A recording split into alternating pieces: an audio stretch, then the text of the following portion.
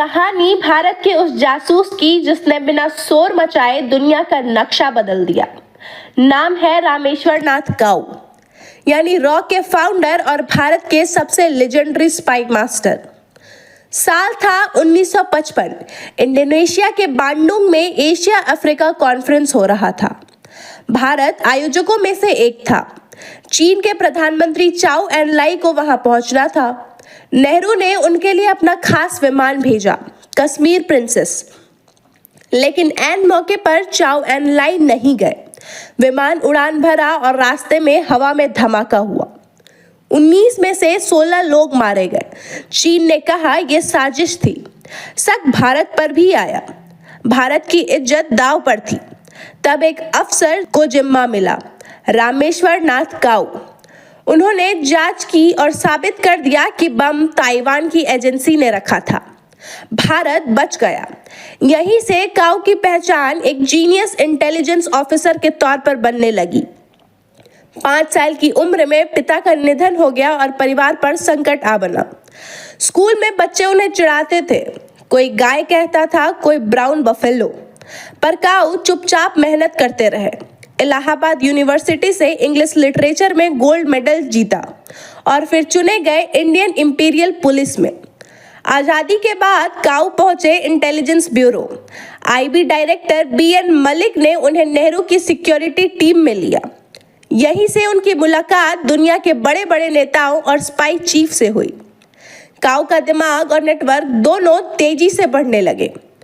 1957 में नेहरू ने उन्हें घाना भेजा। काम था वहां की पहली विदेशी खुफिया एजेंसी खड़ी करना। काऊ ने जीरो से शुरू करके 1 साल में एजेंसी बना दी, यानी एजेंसी बिल्डर का टैग उन्हें यहीं मिल गया। चीन ने हमला किया और भारत की बुरी हार हुई, क्योंकि खुफिया जानकारी लगभग जीरो थी। इस हार से सीख लेकर काऊ को बनाया गया ARC का हेड। यहाँ से शुरू हुआ भारत की मॉडर्न स्पाई एजेंसियों का दौर। 1965 में पाकिस्तान ने कश्मीर में घुसपैठ कर दी। आईबी को भनक तक नहीं लगी। सेना भड़की और कहा अब अलग विदेशी खुफिया एजेंसी चाहिए। इंदिरा गांधी ने फैसला किया नई एजेंसी बनेगी जो सिर्फ प्रधानमंत्री को रिपोर्ट करेगी। 21 सितंबर 1968 जन्म हुआ रिसर्च एंड एनालिसिस विंग यानी रॉ का, और इसके पहले चीफ बने RN काऊ। 1971 में पाकिस्तान ने अपने ही लोगों पर जुल्म ढाए। लाखों शरणार्थी भारत आए। काऊ ने इंदिरा गांधी को चेताया, हालात युद्ध की ओर बढ़ रहे हैं। रॉ ने मुक्ति वाहिनी खड़ी की। 9 महीने की गुप्त तैयारी के बाद पाकिस्तान ने हमला किया, लेकिन भारत पहले से तैयार था। 13 दिन की जंग में पाकिस्तान हार गया और नया देश बना बांग्लादेश। यह रॉ की पहली और सबसे बड़ी जीत थी। इसके बाद काऊ ने बिना युद्ध छेड़े सिक्किम का खेल पलट दिया। चोंग्याल कमजोर पड़े और आखिरकार 1975 में सिक्किम भारत का हिस्सा बन गया। यानी रॉ ने सिर्फ दिमाग से नक्शा बदल दिया। 1977 में इंदिरा हारी और मोरारजी देसाई प्रधानमंत्री बने। नई सरकार रॉ को इंदिरा की प्राइवेट आर्मी मानती थी।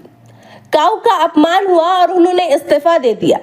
रिटायरमेंट के बाद भी काऊ ने पर्दे के पीछे से काम करना नहीं छोड़ा।